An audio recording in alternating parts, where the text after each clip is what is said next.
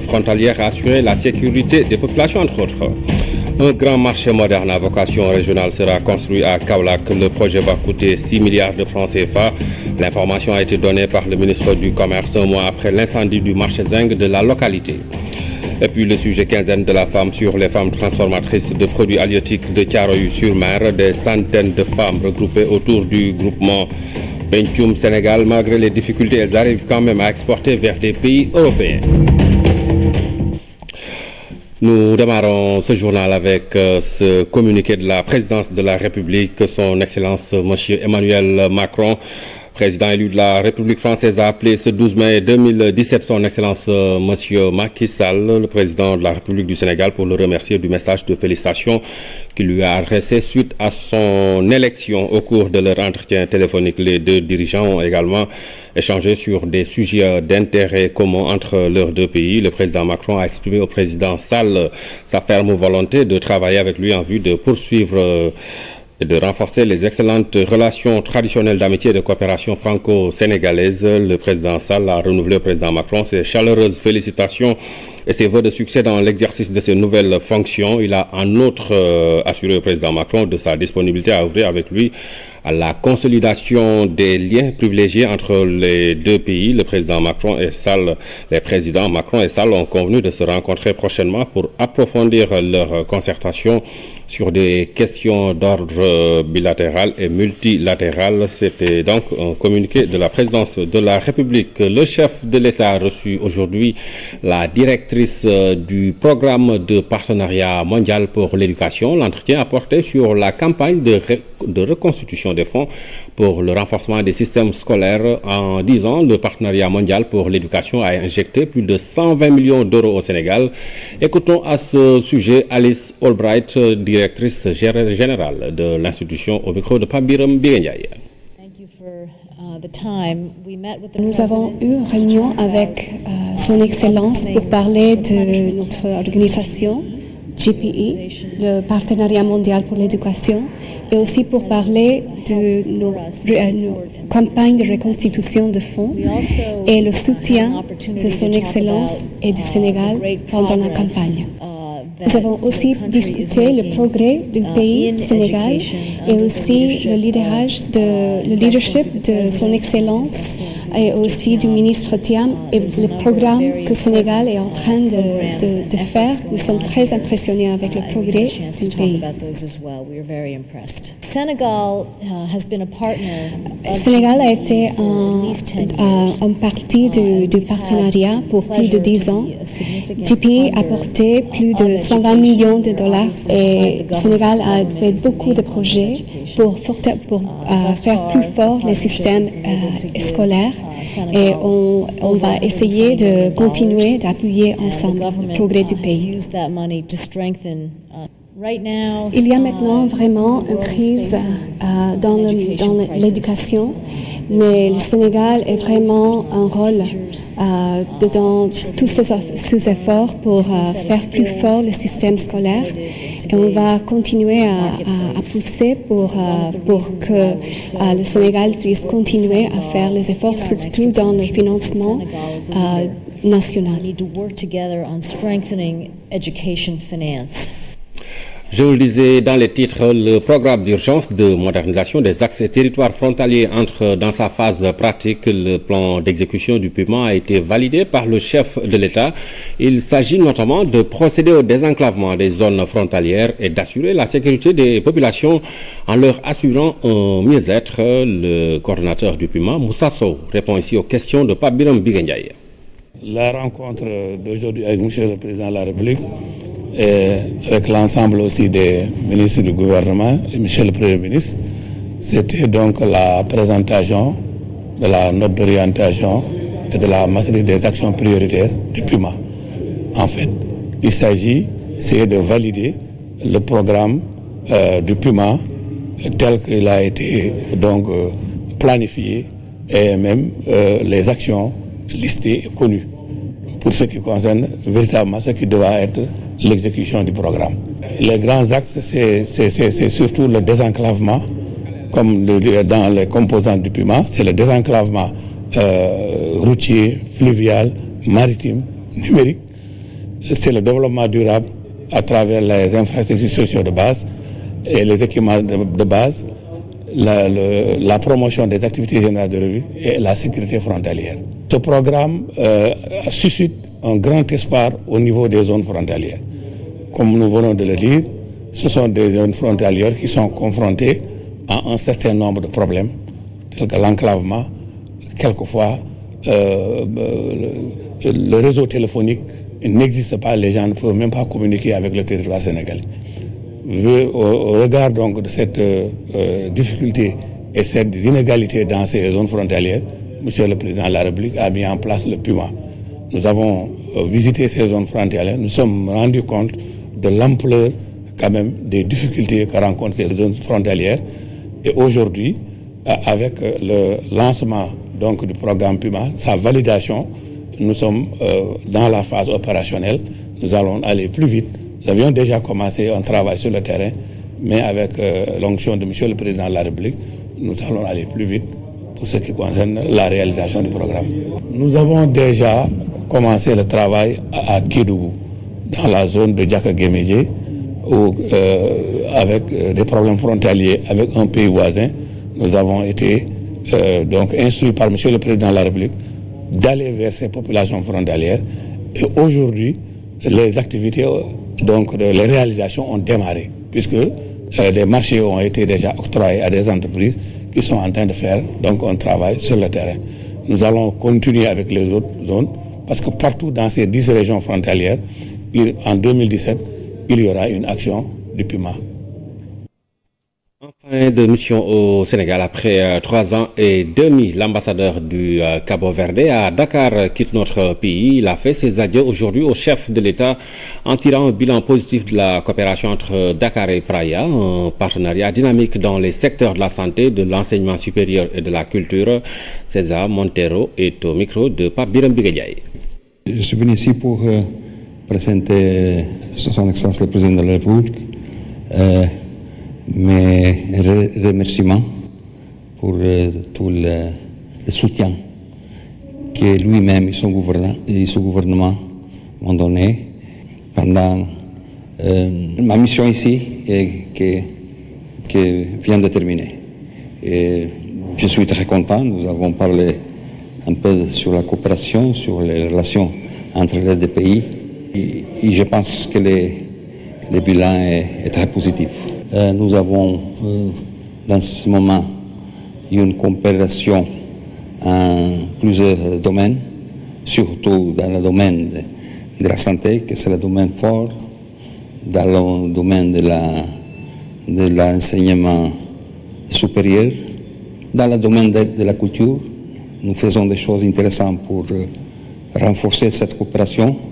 Et dans ce moment, nous préparons la commission mixte de coopération entre les deux pays, le Sénégal et Cap-Vert à Praia, peut-être au mois d'octobre. Ce sera un pas décisif pour renforcer, pour dynamiser la coopération entre les deux pays, que comme je vous avais dit, je considère bonne, mais que pourra être améliorée à un certain aspect.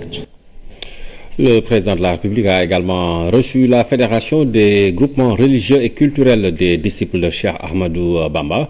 C'est un prélude à l'organisation de leurs journées culturelles islamiques qui auront lieu les 19 et 20 mai prochains. Le chef de l'État a également reçu une délégation conduite par le khalife de la famille Dem de Sokone, Pape Biram Biguediaye.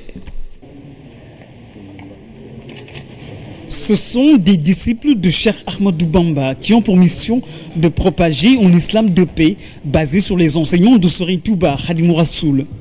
Cette rencontre avec le chef de l'État intervient à quelques jours d'un événement important pour la communauté mouride.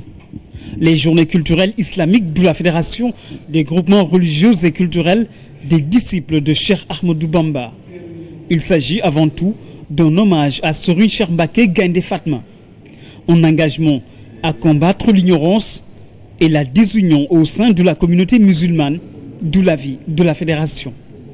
La vision de Serigne Cheikh Gaïndé Fatma fut donc de ne rien ménager pour la promotion des études et du savoir en créant sur ressources propres d'innombrables établissements d'enseignement au profit des enfants et jeunes de notre pays. Cette vision fut aussi, face aux nombreuses et diverses agressions culturelles et sociales, notamment celles venues de l'étranger, de dresser le mur de résistance de la foi islamique et de nos hautes valeurs traditionnelles pour appeler à la formation d'un citoyen libéré, réconcilié avec lui-même, entreprenant et solidaire, et entièrement engagé au service de sa communauté et de son pays. Cette vision permet enfin, par la création et le renforcement des daïras, de développer et d'étendre la solidarité et la fraternité entre les membres et au-delà, de prendre conscience, conformément au message coranique, de l'unité, de la solidarité de la Oumma islamique. Tel fut le sens de l'engagement de Serigne Cheikh Gaïndé Fatma. Et ce combat fut porté et continué remarquablement par Serigne Mbacké Sokhna Lo. La Fédération des groupements religieux et culturels des disciples de Cheikh Ahmadou Bamba reçoit ici le soutien du président Macky Sall pour la réussite de l'événement. Un peu plus tôt, le chef de l'État a reçu une délégation conduite par Serigne Oumar Ahmad Dème, khalife de El Hadj Ahmad Dème de Sokone. Une rencontre pour solliciter le soutien du président de la République en vue de la transcription des 20 tomes du livre qui retrace les enseignements de la famille du khalife de Sokone. Le chef de l'État a également annoncé la modernisation de la résidence du khalife et a exhorté les autorités religieuses de la localité à contribuer au développement de l'agriculture dans cette zone. Tous sont sortis de cette rencontre avec l'espoir de lendemain meilleur. Une nouvelle modification du code pénal portant sur le vol de bétail. La nouvelle modification élimine le sursis en cas de condamnation et les peines vont de 5 à 10 ans de prison ferme. Il n'y a donc plus de possibilité de peine compressible. Des mesures pour rassurer les éleveurs et protéger le secteur de l'élevage. Les députés ont adopté à l'unanimité le texte. C'était cet après-midi en présence du ministre de la Justice. C'est un compte rendu signé Cheikh Bamba Gueye. Le vol de bétail, devenu un frein à l'essor de l'élevage, un secteur économique qui a un fort potentiel de main-d'œuvre et de ressources financières, aujourd'hui, il est apparu nécessaire, voire indispensable, de durcir les peines. Avec cette nouvelle modification du code pénal contre le vol de bétail, il n'y aura plus de sursis en cas de condamnation et cette dernière va de 5 à 10 ans. Pas de peine compressible donc, la loi est dure, mais c'est la loi. Ces peines sont de 5 à 10 ans. Alors, c'est des peines qui me paraissent être dissuasives. Et particulièrement aussi, il faudrait insister sur un aspect, parce que c'est une peine aussi, l'amende. L'amende sera égale au quintuple de la valeur du bétail. Si c'est un bœuf qui vaut 2 millions, ou un mouton qui vaut 5 millions, 5 fois 3, ce sera 15 millions. Et 5 fois 2, 10 millions. Ceci est dissuasif. Et cela n'a rien à voir aussi avec les dommages et intérêts qui sont alloués à l'éleveur ou au propriétaire du bétail. C'est parce que le vol de bétail est devenu un vrai problème pour les éleveurs, pour leur sécurité, comme pour leurs revenus, que le président de la République Macky Sall a donné des instructions fermes au ministre de la Justice d'apporter le texte ici à l'Assemblée nationale et les députés l'ont adopté à l'unanimité. Deuxième jour de la session du Parlement de la CEDEAO à Abuja, les parlementaires ont abordé des questions comme l'insécurité et la santé. Il s'agit également de difficultés, des défis sécuritaires et sanitaires. Donc, la situation de l'espace a été parcourue et des propositions concrètes ont été faites. Envois spéciaux à Abuja, Matar Kassé et Claire Diop.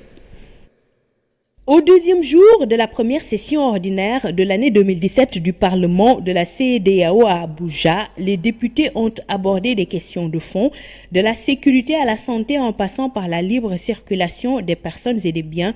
Sur ce dernier point, différents parlementaires sont revenus sur les difficultés sur le terrain.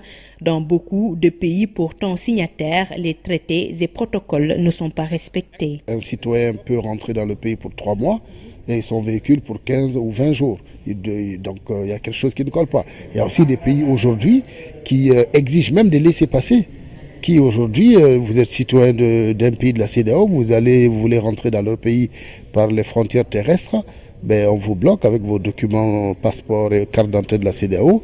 On vous dit non, il faut prendre le laissez-passer. Des insuffisances notées dans l'application des textes, ce qui plombe l'intégration sous-régionale.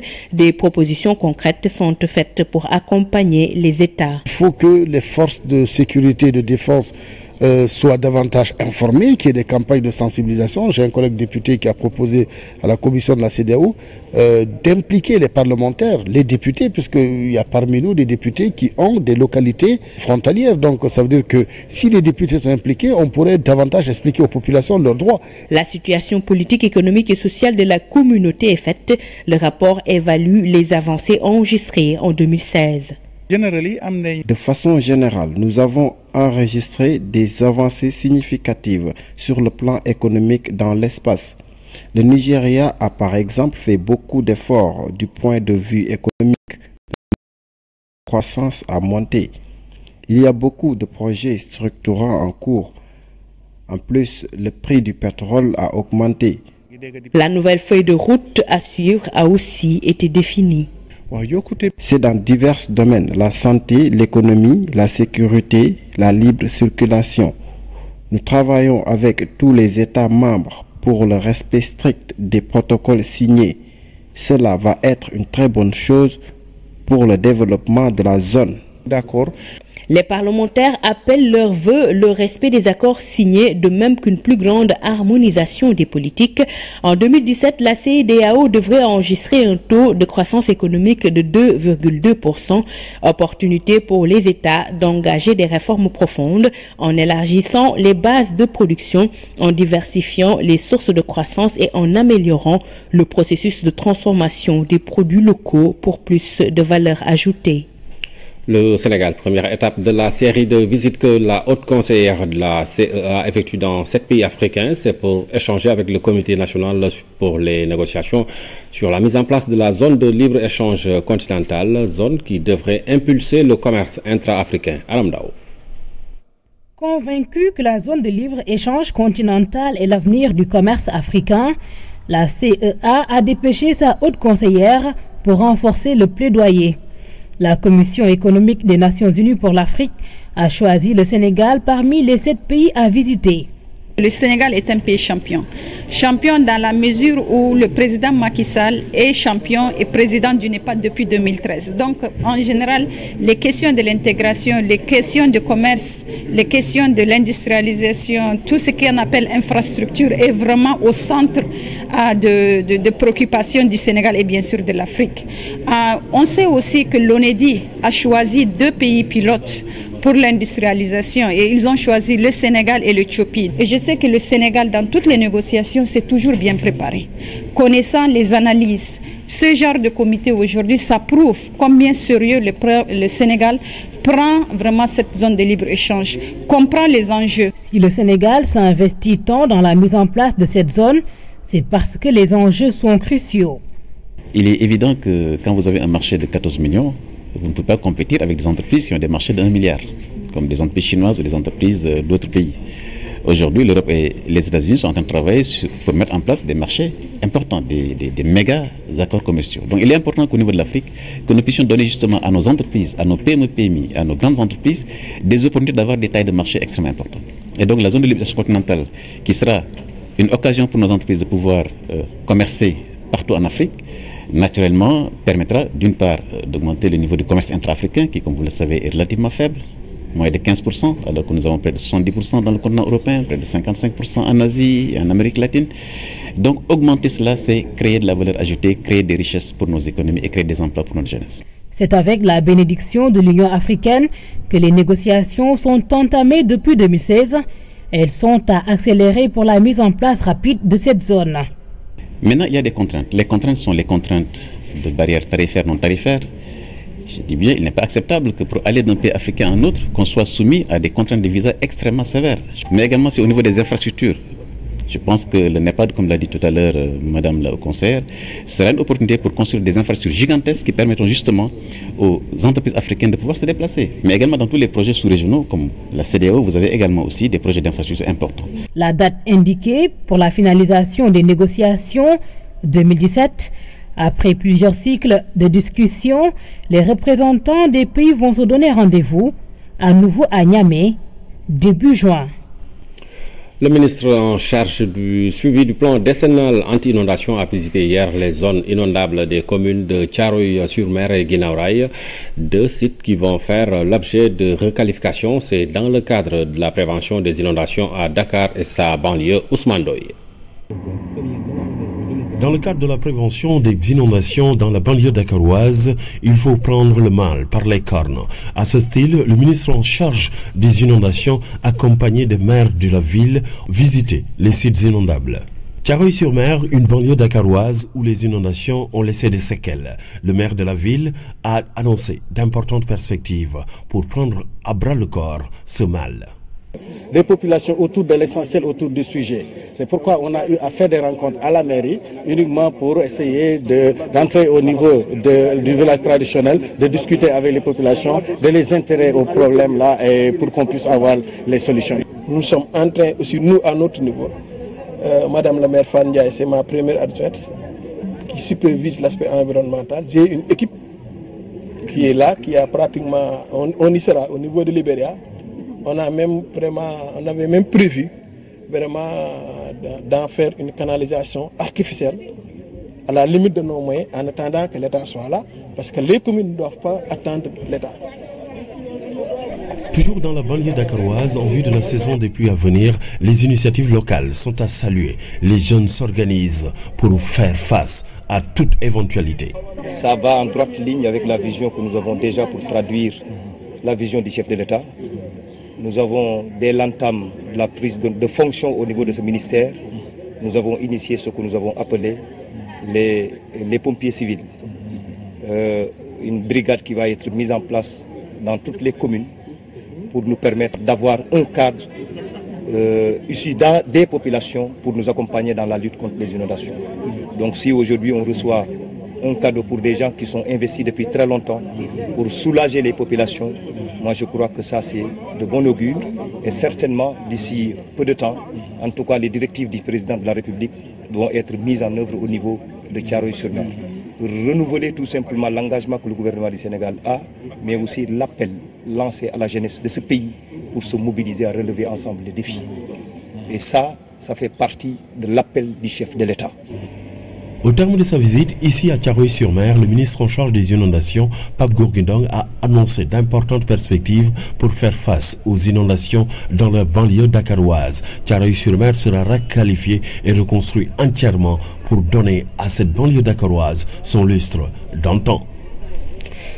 Après 3 années et demie de mise en œuvre, le PPC-PNDL a procédé à une revue à mi-parcours. Un bilan globalement satisfaisant a été noté. Même si des contraintes majeures ont été listées, il en ressort une trajectoire correcte de la mise en œuvre des différentes composantes. Damsila. La revue des résultats du PPC-PNDL à mi-parcours a permis de noter des résultats jugés satisfaisants par les différents acteurs. Les résultats ainsi enregistrés à mi-parcours du projet ont induit certains changements intervenus dans l'environnement des communautés bénéficiaires et constituent des avancées significatives vers l'atteinte des résultats attendus.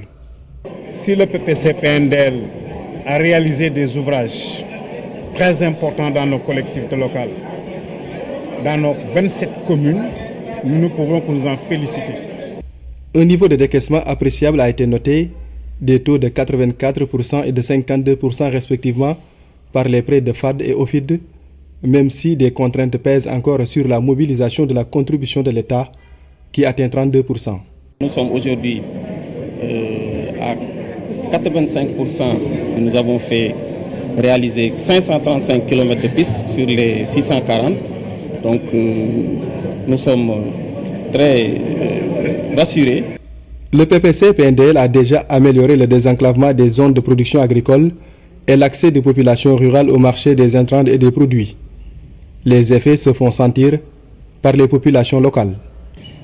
Les effets sur les populations commence à se sentir à travers l'amélioration de la mobilité de 160 440 habitants des 152 villages polarisés répartis dans 27 communes et une progression des indices de route. Il s'agit là des performances à mettre en valeur, aussi bien pour le pays que pour la banque. La nature du montage pluriacteur du projet a favorisé une coproduction entre différents acteurs du développement au niveau territorial et a permis de développer des connaissances et des outils aptes à améliorer la gouvernance des pistes communautaires. Je voudrais ajouter que le PPC-PNDL a permis de renforcer la solidarité intercommunale. Car, je le rappelle, de nombreux projets de pistes ont été portés par 2 ou plusieurs communes. Le PPC peut être donc considéré comme un facteur de promotion de l'intercommunalité dans notre pays. Le PPC-PNDL est en train de contribuer à la réduction de la pauvreté en milieu rural grâce à une connaissance économique forte et inclusive, résultant d'actions combinées d'amélioration de la mobilité en zone rurale et de valorisation économique des infrastructures routières. Si la mort est toujours difficile à vivre, celle de jeunes enfants l'est davantage, qu'ils soient d'une même famille, rend encore l'événement plus douloureux. Ce qui s'est passé aux parcelles Assainies est un drame qui heurte les consciences et les cœurs. Une famille dans un environnement socio-économique désespérant, presque entièrement décimée, postérité anéantie. C'est une chronique signée Omar Diaw. Aux yeux des incrédules, la mort qui fait partie de l'existence, en ce qu'elle enseigne le terme, reste un instant difficile à vivre.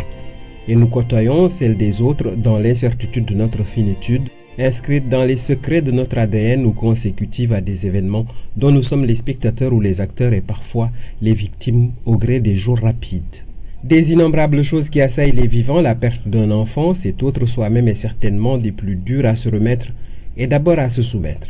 Car de les avoir vus grandir, fleurir dans les rires et la joie, puis partir, c'est bien triste. Des poètes dont Hugo, des penseurs, des artistes de simples gens ont exprimé douloureusement leurs sentiments face à ce genre d'épreuves catastrophiques. 5 enfants ont perdu la vie en même temps, 5 frères et sœurs unis par le sang, démunis et impuissants le moment du drame, puis réunis par la mort. Cet accident domestique n'a pas laissé indifférent jusqu'au sommet de l'État. L'asphyxie au monoxyde de carbone est terrible et on se refuse de se représenter les derniers instants d'une fratrie prise au piège infernal, prisonnière de 4 murs. Un père entre 4 murs infranchissables d'une maison d'arrêt à 70 km, mieux surveillé que sa propre demeure. Une mère absente qui n'aura pas entendu les appels de détresse de ses enfants. Ce qui est arrivé est imputable à la négligence sans doute et à la pauvreté sûrement. Tout le monde n'a pas encore les moyens de s'éclairer à l'électricité et ce n'est pas dans chaque maison que les garçons ont leur chambre et les filles la leur avec télé et air conditionné. Ailleurs, à Betenti, ce sont des enfants désormais pupilles de la nation qui ont perdu leur mère. Là, c'est une maman qui a perdu toute sa progéniture dans une tragédie sans nom. Dans la solitude et l'affliction, elle aura besoin de soutien pour éloigner le deuil de son âme.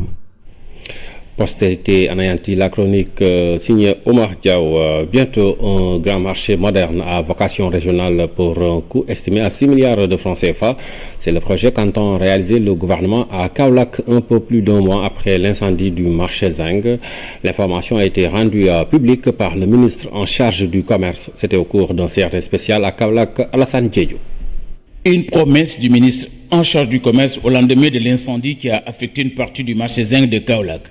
On se le rappelle, c'était le 10 avril dernier à l'UNSAR, s'était engagé devant les sinistrés à trouver rapidement une solution. Aujourd'hui, en application des instructions du chef de l'État issues du Conseil des ministres du 19 avril dernier, un CRD spécial a été organisé dans la capitale du Saloum. Résultats attendus, tirer les leçons des incendies récurrents des marchés en dotant Kaolack d'une infrastructure commerciale moderne de dimension sous-régionale. Nous avons collecté, recueilli l'ensemble des observations, mais également des propositions venant des acteurs eux-mêmes, les commerçants, les services de l'État, mais également les consommateurs. Et nous avons décidé de mettre en place un comité de travail autour du gouverneur, qui justement avec les services de l'État, comme l'AGETIP, comme les services techniques, les domaines, vont continuer la réflexion avec l'ensemble des acteurs pour nous proposer dans les meilleurs délais des propositions que nous soumettrons à son Excellence, Monsieur le Président de la République et au Premier ministre. Cette réunion spéciale du Comité régional de développement a enregistré la participation des commerçants, des autorités administratives et communales et des associations de défense du droit des consommateurs. À quelques semaines du démarrage du mois du Ramadan, période qui rime avec forte consommation de denrées de première nécessité, le ministre en charge du commerce a rendu une visite à des commerçants grossistes du marché de Kaolack. Objectif visé, s'assurer du bon fonctionnement du dispositif d'approvisionnement du marché mis en place par son département. Le marché est très bien approvisionné. Aujourd'hui, pour le sucre, nous avons une réserve de plus de 30 000 tonnes. Et vous savez que le Sénégal consomme à peu près 20 000 à 25 000 tonnes par mois. Nous avons un stock de plus de 30 000 tonnes aujourd'hui qui est disponible. Et naturellement, nous avons pris les dispositions avec la compagnie sucrière, mais également avec l'ensemble des services qui travaillent autour du sucre pour que justement le marché soit approvisionné convenablement. Donc là-dessus, je voulais vraiment rassurer nos compatriotes. Également sur toutes les autres denrées, que ce soit le riz, que ce soit également les dattes qui sont régulièrement consommées. Nous avons pris l'ensemble des dispositions avec les services de l'État, mais avec également les services de la douane pour que justement le marché soit convenablement approvisionné. Pour rappel, cette visite du marché zinc de Kaolack en marge du CRD spécial fait suite à d'autres déjà effectuées dans la zone de production de légumes du Fouta et de la région des Niayes. Le ministre en charge du commerce qui met fin aux rumeurs sur l'existence de riz en plastique sur le marché sénégalais, Alioune Sarr, apporte un démenti formel. Il a fait cette déclaration en marge d'un CRD spécial à Kaolack. Ses propos sont recueillis par Alassane Diédhiou. Je voudrais rassurer toutes les Sénégalaises et les Sénégalais qu'il n'a été constaté nulle part au Sénégal du riz en plastique. Nulle part. Ce sont des propos complètement infondés qui ne reposent sur aucune réalité. Les quelques rares fois d'ailleurs où les services du commerce ont été saisis, quand nous avons envoyé des équipes sur place, nous avons constaté que c'était du riz local produit dans la vallée. Mais cela dit, le ministère en charge du commerce a quand même renforcé les dispositifs de vigilance pour la surveillance des marchés dans toutes les régions du pays. Aujourd'hui, à Kaolack, nous avons instruit les services régionaux de commerce dans tous les départements de surveiller et de contrôler et d'alerter. Et au jour d'aujourd'hui, nulle part au Sénégal, nous l'avons constaté. Vous savez, le contrôle, c'est à 3 niveaux. C'est d'abord le contrôle fait par l'État, comme vous le savez. Tout produit qui entre au Sénégal ou qui est produit au Sénégal subit d'abord un contrôle sur l'identité de l'importateur ou du fabricant, premier type de contrôle. Deuxième contrôle sur l'étiquetage du produit pour vérifier le contenu du produit. Et troisième type de contrôle, le contrôle physique, chimique ou microbiologique. La sécurité environnementale au menu de la visite du directeur général de l'agence d'assistance à la sécurité de proximité à Tambacounda. Presque 300 engagés civiques sont en formation. Ces jeunes s'impliquent dans des activités de reboisement et assistent les agents des eaux et forêts dans la lutte contre l'exploitation illicite du bois. Hamid Diop. Partout où la délégation de l'agence d'assistance à la sécurité de proximité arrive, c'est un engagement qui ne souffre d'aucune ambiguïté qui est noté chez les ASP. Tambacounda n'a pas échappé à la règle. Les 300 engagés civiques sont prêts à servir leur pays. L'agence a opté pour ce camp de les former sur la sécurité environnementale, une option essentielle pour freiner l'exploitation illicite de bois et pour contribuer au reboisement. Il y a d'autres facettes de la sécurité, c'est-à-dire la sécurité environnementale. On a vu aujourd'hui que, d'ailleurs, c'est le thème de ce pôle de formation. Avec la coupe de bois, avec les questions de salubrité, avec les questions environnementales. Donc, on a estimé nécessaire de développer une sécurité environnementale. Et c'est grâce à l'apport des eaux et forêts qu'ils vont former les ASP dans ce domaine afin que les ASP puissent leur apporter des concours à leur sortie. Au niveau de la pépinière régionale de Tambacounda, c'est un objectif de 100 000 plants qui est visé et qui sera atteint grâce à l'apport des ASP. Son Excellence, Monsieur le Président de la République, avait demandé à ce que toutes les forces de défense et de sécurité s'unissent pour vraiment lutter contre ce fléau. Je dis que ça, c'est un désastre. Au niveau des régions sud, à savoir Tambacounda, Kolda et Sédhiou. Je pense que vous l'avez constaté de visu, vous les avez vus. Ils sont en train de s'activer au niveau de la pépinière régionale de Tambacounda. Ils sont en train de faire le remportage des gains. Après ce remportage, ils vont nous aider à enrimer, et même s'il le faut, parce qu'on sollicite davantage encore pour qu'ils reviennent, pour qu'on fasse maintenant le semis. L'ASP accueille et surveille, contrôle l'accès du site sur lequel il est déployé. Dans le service des eaux et forêts, surtout dans les régions forestières comme la nôtre, la mission est aller au-delà de ces tâches. C'est-à-dire, en effet, le secteur forestier de la région a réalisé beaucoup de missions liées au feu de brousse, à la transhumance, au défrichement, à l'exploitation de bois. L'engagement civique pour assurer la sécurité des personnes et des biens est hautement symbolique. Il transcende des intérêts économiques et traduit une conscience à ne pas sous-estimer. 1 million yi ñu fenn amul barke 1 million yi ñu triyaane amul barke waaye fukki junni yoo xam ne nii nga ko amee lii ma gis nii sama yaram daw na sànq ba tuuti sama rongoñ tuuru ndax lii ñuy daj nii militaire yi daj nañ ko gendarme yi daj nañ ko kon ñii seen fukki junni dana doon ay millions ci ñoom te jàng naa ci dégg naa ci loo xamante ne du fukki junni donc parce que ay échelon la am na ci ñoo xamante ne jotuñu loolu rek. Tambacounda est la 3e étape de cette tournée. La délégation est attendue après à Ziguinchor où plus de 145 agents de la formation professionnelle et technique élevés au rang de chevalier dans les ordres nationaux du Lion et du Mérite. Les récipiendaires sont récompensés pour services rendus au secteur de la formation professionnelle et technique, mais surtout à la nation. La cérémonie a eu pour cadre le théâtre national Daniel Sorano Fantabachi. Ils ont rendu à la formation professionnelle ces lettres de noblesse. Ces hommes et femmes dévoués dans le travail voient ici leurs efforts récompensés des plus hautes distinctions de ce pays. L'Ordre national du Lion et l'Ordre national du Mérite. Aujourd'hui, nous sommes en train de faire de grandes réformes et avec un nombre extrêmement élevé de projets liés à l'élargissement de l'accès aux outils pédagogiques, en une ingénierie différente pédagogie. Mais tout ça, nous le devons aujourd'hui à ceux qui étaient là hier. La cérémonie consacre publiquement la reconnaissance et la gratitude pour ceux-là qui ont eu une carrière professionnelle remplie. Parmi les lauréats, des retraités.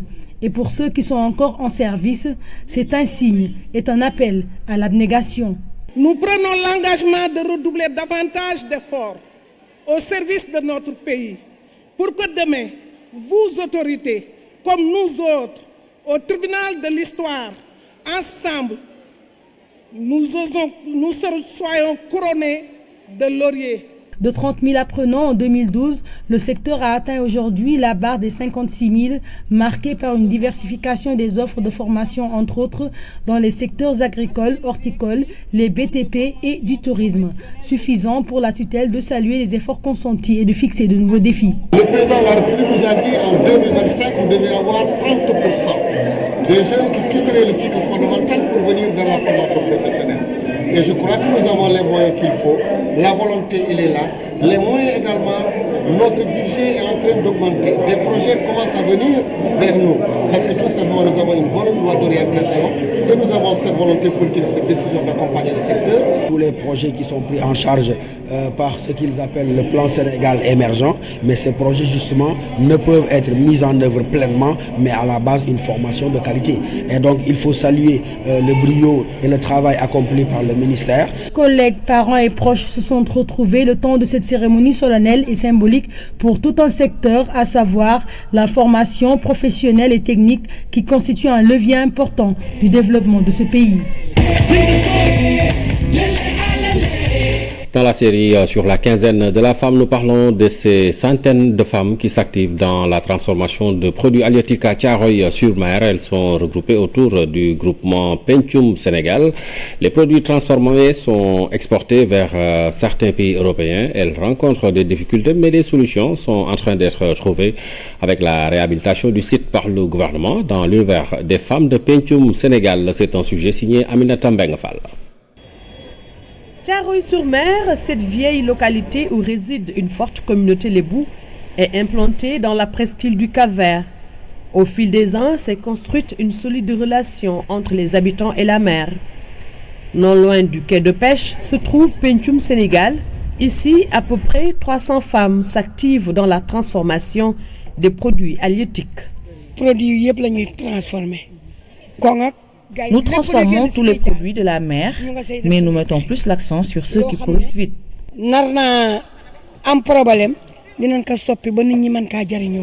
Du poisson fumé, salé séché,